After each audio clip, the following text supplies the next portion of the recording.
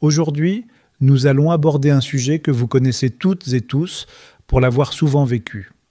L'anxiété face au pervers narcissique. Nous en explorerons les causes, les effets et parlerons des solutions. L'anxiété est une émotion universelle que chacun expérimente à un moment ou un autre, qu'il s'agisse de situations stressantes, de changements majeurs ou de pression sociale. Elle fait partie de notre système d'alerte, conçu pour nous protéger.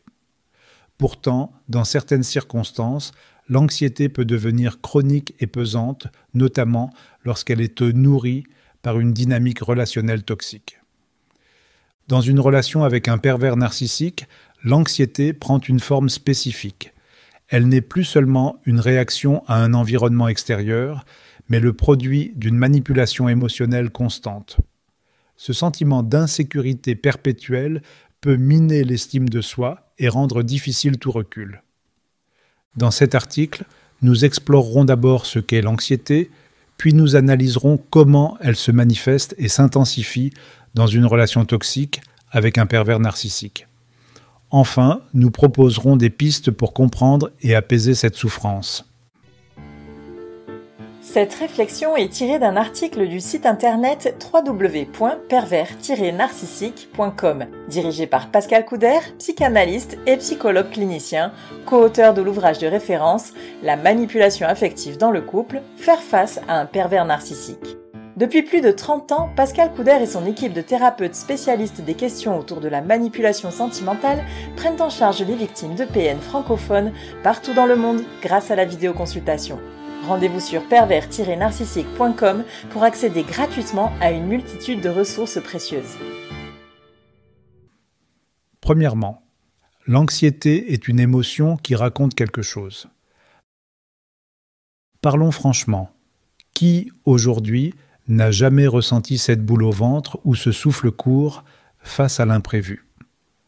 L'anxiété, c'est un peu comme une vieille connaissance qu'on aimerait éviter, mais qui revient souvent frapper à la porte. Parfois, elle prévient d'un danger, mais d'autres fois, elle s'installe sans raison apparente, nous submerge et complique tout. Mais est-elle vraiment là pour nous nuire? Pas forcément. Et c'est là tout le paradoxe. L'anxiété, aussi inconfortable soit-elle, n'est pas l'ennemi, elle est une messagère, une émotion qui cherche à nous dire quelque chose. Pourquoi ressentons-nous de l'anxiété? Revenons un instant à l'essentiel. L'anxiété est une réponse naturelle de notre corps face à ce qu'il perçoit comme une menace. Imaginez nos ancêtres, s'ils ressentaient cette montée d'adrénaline en voyant une ombre suspecte dans la forêt, c'était pour survivre. Cette vigilance extrême leur permettait de fuir ou de se défendre. Aujourd'hui, les ombres ont changé. Ce ne sont plus des prédateurs, mais des échéances professionnelles, des discussions difficiles ou parfois même nos propres attentes irréalistes. Pourtant, notre cerveau continue d'interpréter ces situations comme des dangers.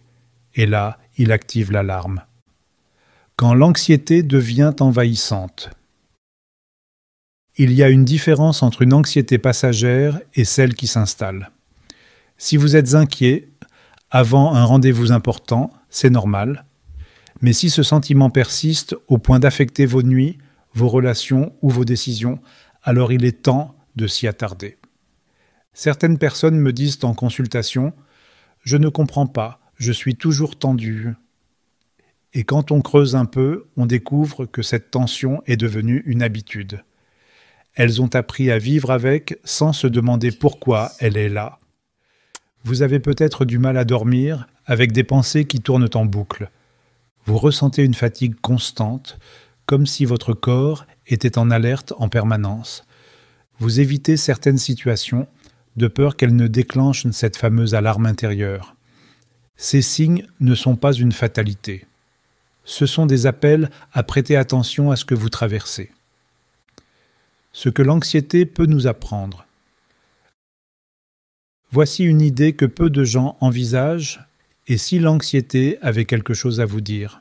Je sais, ce n'est pas évident à accepter quand on est pris dans une spirale de peur ou de malaise. Mais souvent, cette émotion pointe du doigt une insécurité, un besoin ou une situation qui mérite d'être regardée en face. Peut-être qu'elle vous montre que vous êtes trop exigeant au suite envers vous-même. Peut-être qu'elle vous alerte sur un déséquilibre dans une relation. Ou peut-être qu'elle exprime simplement que vous avez besoin de ralentir. Un conseil simple. Écoutez-la sans la juger. Je dis souvent à mes patients que l'anxiété, c'est comme un enfant qui tire sur votre manche. Plus vous l'ignorez, plus elle insiste. Alors, au lieu de vouloir la faire taire à tout prix, posez-lui des questions. Pourquoi es-tu là aujourd'hui ? À quoi essaies-tu de me préparer ? Cette posture n'efface pas immédiatement l'anxiété, mais elle change la manière dont vous l'abordez.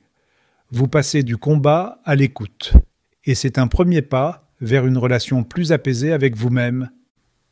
Quand faut-il demander de l'aide ? Il n'y a aucune honte à chercher un soutien extérieur si l'anxiété devient trop lourde à porter. Un psychologue peut vous aider à comprendre ses origines, à explorer les schémas qui la maintiennent et à trouver des outils pour la gérer au quotidien.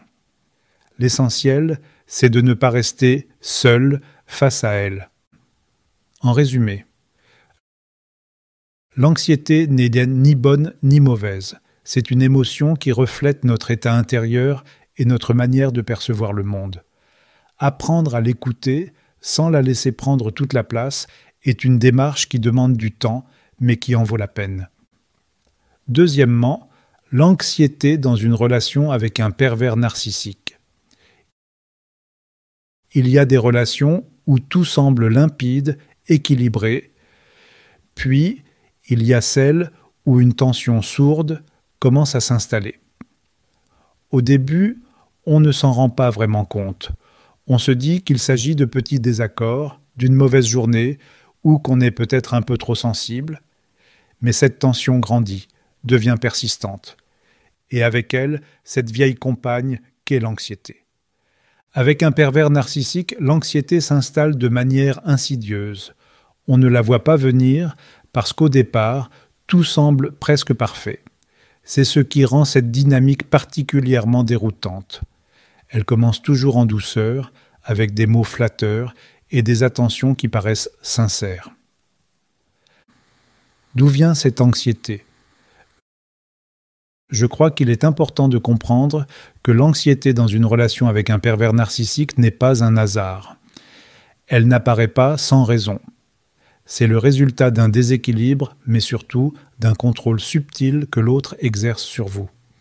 Ils ne disent jamais directement « tu dois te sentir mal ». Ce serait trop évident. À la place, ils alternent entre des moments où ils vous valorisent et d'autres où ils vous rabaissent. Ce contraste constant vous maintient dans un état de confusion. Vous êtes toujours en train de chercher à comprendre « est-ce que j'ai mal fait ? Est-ce que c'est moi le problème ?» Et cette ambiguïté est leur arme. Explorons les mécanismes qui nourrissent l'anxiété. D'abord, le double discours. Un jour, il vous couvre de compliments. « Tu es vraiment incroyable ». Et le lendemain, une remarque glaciale tombe, mais parfois, tu es insupportable. Ce va-et-vient crée une tension permanente. Vous ne savez jamais où vous en êtes avec eux. Ensuite, la validation conditionnelle. Vous remarquez que leur affection dépend de ce que vous faites ou dites. Si vous agissez comme ils le souhaitent, tout va bien. Sinon, ils se retirent, deviennent froids, voire critiques. Vous commencez alors à marcher sur des œufs pour éviter de mal faire. Puis, un contrôle progressif. Le contrôle n'est jamais brutal. Il commence par des suggestions anodines. « Pourquoi tu portes ça ? Ce n'est pas très flatteur. » Puis, petit à petit, vous remarquez que vous consultez leur avis surtout de peur de les contrarier. Et enfin, l'isolement. C'est un mécanisme classique, il vous éloigne de vos proches en critiquant subtilement vos relations. Tu es sûr que ami est vraiment sincère avec toi ? À force, vous vous retrouvez isolé, dépendant de leur validation. Voyons comment cette dynamique affecte votre esprit. Quand on est dans ce type de relation, l'anxiété devient un état permanent. Vous êtes constamment en hypervigilance, à analyser leurs paroles, leurs silences, leurs regards. Vous essayez d'anticiper leurs réactions, de deviner ce qu'ils attendent. Mais cette anxiété, au lieu de vous aider à trouver des solutions, finit par vous épuiser. Vous dormez mal, vous vous sentez vidé, et surtout, vous commencez à douter de vous-même. Que dit l'anxiété de la relation ? Dans une relation saine, l'anxiété peut exister, bien sûr, mais elle est temporaire. Elle trouve une solution dans la communication, dans l'écoute mutuelle. Avec un pervers narcissique, c'est tout l'inverse. L'anxiété n'est pas un accident, elle est un symptôme de la relation. Si vous ressentez un malaise constant, si vous avez l'impression de perdre pied, ce n'est pas parce que vous êtes trop sensible. C'est parce que cette relation est construite pour vous déstabiliser. Un conseil. Faites confiance à votre intuition. L'un des effets les plus destructeurs de cette dynamique, c'est qu'elle vous pousse à douter de vous. Mais votre anxiété, aussi désagréable soit-elle, est un signal. Elle vous dit que quelque chose ne va pas. Prenez un moment pour vous poser ces questions. Pourquoi suis-je toujours sur la défensive avec cette personne ? Qu'est-ce qui déclenche ces crises d'angoisse ? Vous pourriez découvrir que ce malaise vient moins de vous que de la relation elle-même. En résumé, l'anxiété dans une relation avec un pervers narcissique n'est pas un défaut personnel, mais un indicateur. Elle est là pour vous alerter, pour vous encourager à regarder de plus près ce que vous vivez. Apprenez à l'écouter, à la comprendre et peut-être à lui répondre en prenant soin de vous. Troisièmement, comment comprendre et apaiser cette anxiété ? L'anxiété, dans une relation toxique, n'est pas juste quelque chose à gérer. Ce n'est pas non plus un problème à corriger rapidement. Non, c'est bien plus profond. Cette anxiété raconte une histoire.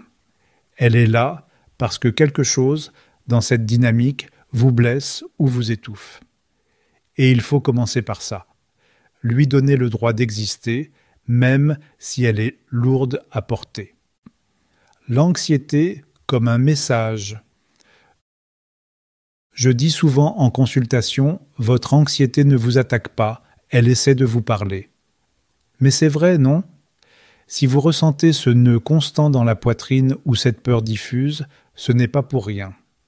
Il y a probablement des signaux dans votre relation qui activent cette alarme en permanence. Peut-être que vous ressentez ça quand on vous critique sous couvert d'humour et vous ne savez pas comment réagir.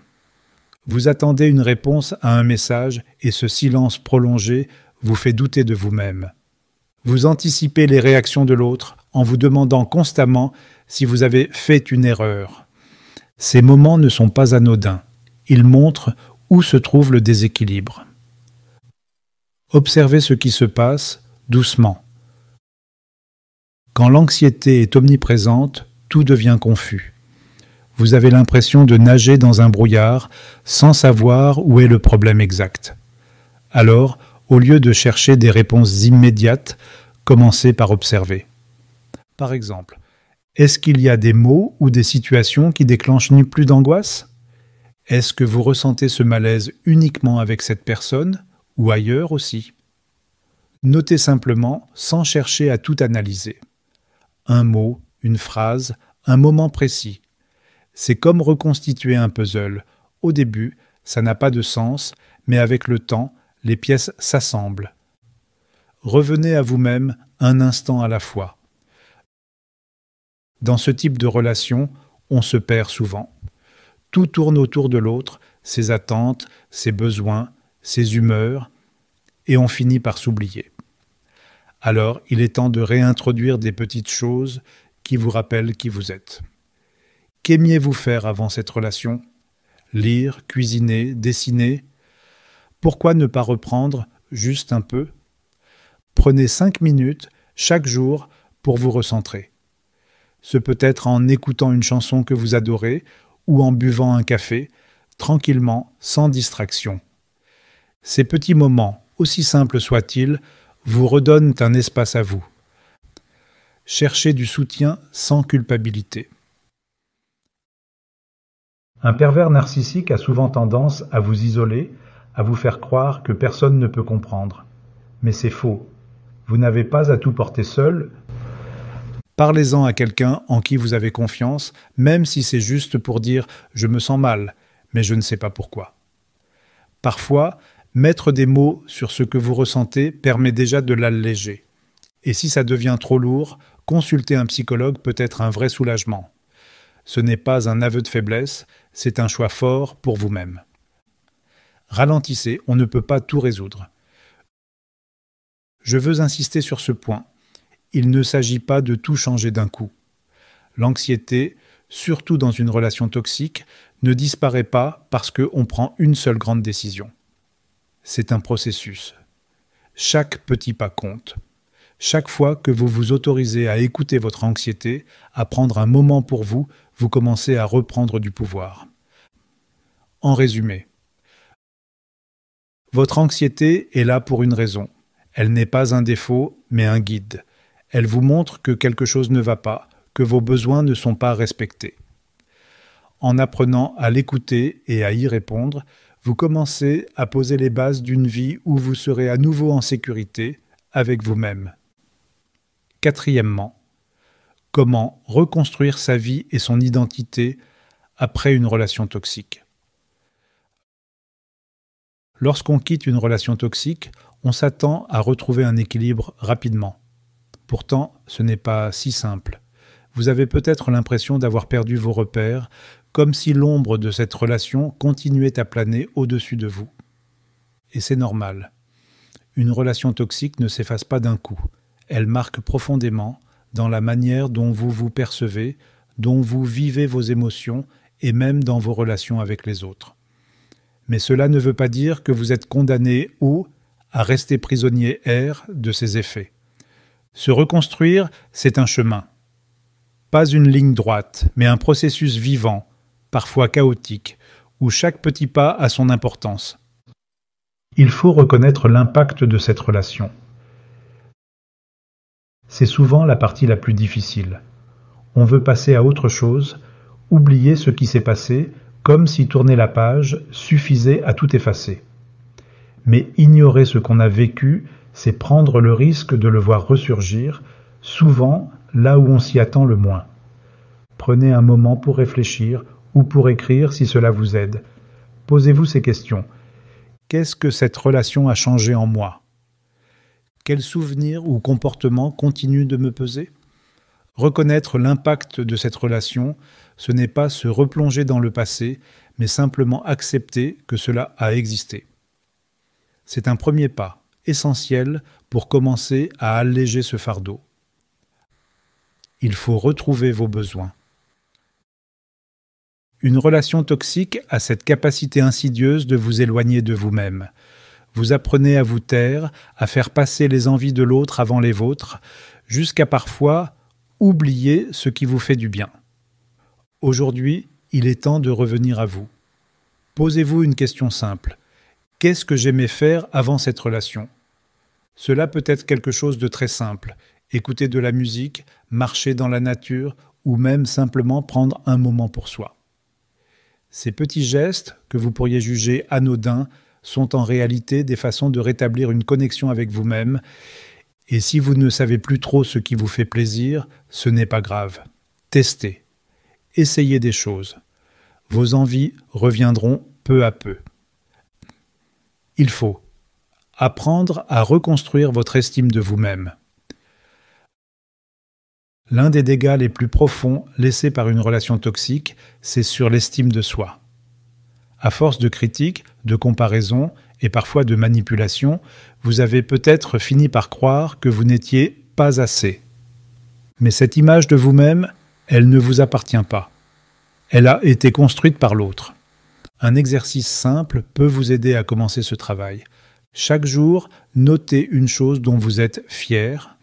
Ça peut être quelque chose de tout petit, comme « j'ai pris du temps pour moi aujourd'hui » ou « j'ai osé dire non ».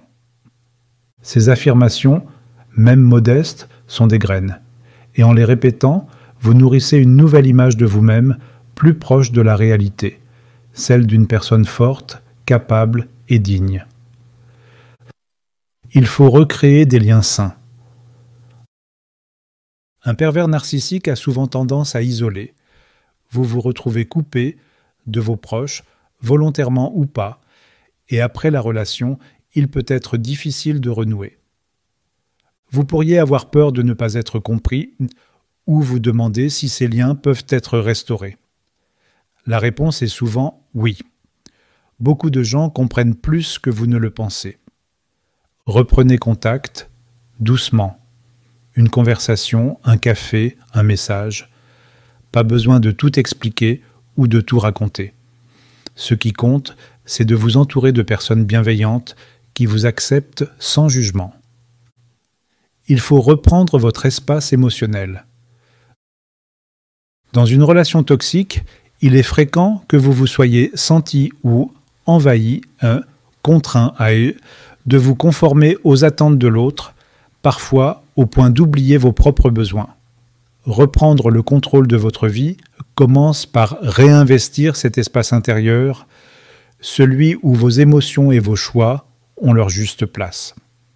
Cela peut se traduire par des gestes simples mais significatifs. Prenez une pause avant de répondre à une sollicitation, même si elle semble anodine. Ce temps de réflexion vous permet de vérifier si cela correspond à vos envies ou vos besoins. Si une conversation vous met mal à l'aise ou devient trop lourde, écoutez-vous. Vous pouvez vous retirer ou choisir de changer de sujet. Ces petites actions ne sont pas des refus. Ce sont des affirmations discrètes de votre droit à la tranquillité et au respect de ce que vous ressentez. Elles vous aident à réapprendre à vous écouter, à retrouver un équilibre et à privilégier ce qui vous fait du bien. Il faut accepter que la reconstruction prend du temps. Il y aura des jours où tout semblera plus léger et d'autres où le doute reviendra. Et c'est normal. Ce processus n'est pas linéaire et c'est important de ne pas vous juger pour cela. Chaque petit pas que vous faites pour vous-même est une victoire. Même si vous ne le ressentez pas tout de suite, il contribue à votre sérénité future. Et enfin, il faut demander de l'aide si vous en ressentez le besoin. Vous n'avez pas à tout porter seul. Parfois, avancer est difficile, et c'est là qu'un psychologue peut vous aider. Un professionnel peut vous offrir un espace pour poser vos émotions, pour comprendre ce que vous traversez et pour trouver des outils concrets qui vous aident à avancer. Demander de l'aide, c'est un acte de courage. C'est une manière de dire « je mérite d'aller mieux ». En résumé, reprendre une vie après une relation toxique, ce n'est pas effacer ce qui s'est passé, mais apprendre à l'intégrer, à avancer avec. Ce n'est pas un sprint, mais un chemin. Chaque petit pas que vous faites compte. Chaque geste pour vous écouter, chaque limite que vous posez, chaque moment de joie que vous retrouvez est une victoire. Et souvenez-vous, sortir de cette relation, c'était déjà un acte de courage immense. Vous avez tout en vous pour reconstruire une vie qui vous ressemble. Prenez votre temps, vous le méritez. Pour conclure, l'anxiété, après une relation toxique, est souvent incomprise. Vous pourriez la percevoir comme un ennemi, quelque chose qui vous empêche d'avancer. Mais si on prend le temps de l'observer, de la comprendre, on réalise qu'elle est comme un témoin silencieux. Elle vous raconte ce que vous avez traversé, où ça a laissé des marques, et peut-être aussi ce que vous avez besoin de réparer. Elle n'est pas agréable, bien sûr. Elle peut être envahissante, imprévisible, épuisante. Mais elle n'a pas le dernier mot. Ce n'est pas elle qui définit qui vous êtes, ni ce que vous pouvez accomplir. Ce que je voudrais vous dire, c'est que vous avez déjà montré une immense force. Quitter une relation toxique, c'est loin d'être facile. Ça demande du courage, de la volonté. Alors, pourquoi cette anxiété aurait-elle le pouvoir de vous bloquer pour toujours ? Elle est là, pour le moment, mais elle peut être apprivoisée. La première étape, c'est de ne pas lutter contre elle. Je sais que c'est contre-intuitif, mais plus vous essayez de la faire disparaître à tout prix, plus elle s'accroche. Parfois, simplement reconnaître qu'elle est là, l'accueillir comme une sensation qui va et vient, peut déjà apaiser les choses. Ensuite, prenez le temps de vous demander ce qu'elle essaie de vous dire. Peut-être que c'est une peur qui a besoin d'être écoutée, peut-être qu'il y a des blessures non cicatrisées, ou peut-être qu'elle vous rappelle simplement que vous êtes en train de retrouver un équilibre et que cela prend du temps. Et c'est bien cela, tout cela prend du temps. Vous n'êtes pas censé tout régler en une journée, ni même en quelques semaines. L'essentiel, c'est d'avancer à votre rythme. Un jour, vous identifiez un déclencheur. Un autre, vous prenez le temps de vous reposer quand vous en avez besoin. Et petit à petit, ces gestes construisent une base solide. Je vous encourage aussi à ne pas porter tout cela seul. Parler à un proche, à quelqu'un qui peut vraiment vous écouter sans juger, peut alléger énormément de choses. Et si vous en ressentez le besoin, un psychologue peut vous offrir un espace pour explorer ce que cette anxiété signifie pour vous et trouver des outils pour mieux la gérer. L'anxiété est un compagnon difficile, mais elle n'est pas invincible. À mesure que vous vous reconnectez à vos besoins, à vos envies, et que vous reprenez confiance en vous, elle perdra de son emprise. Vous avez déjà surmonté des épreuves. Vous avez en vous la force de continuer, un pas après l'autre, vers une vie plus apaisée, où vous êtes libre d'être pleinement vous-même.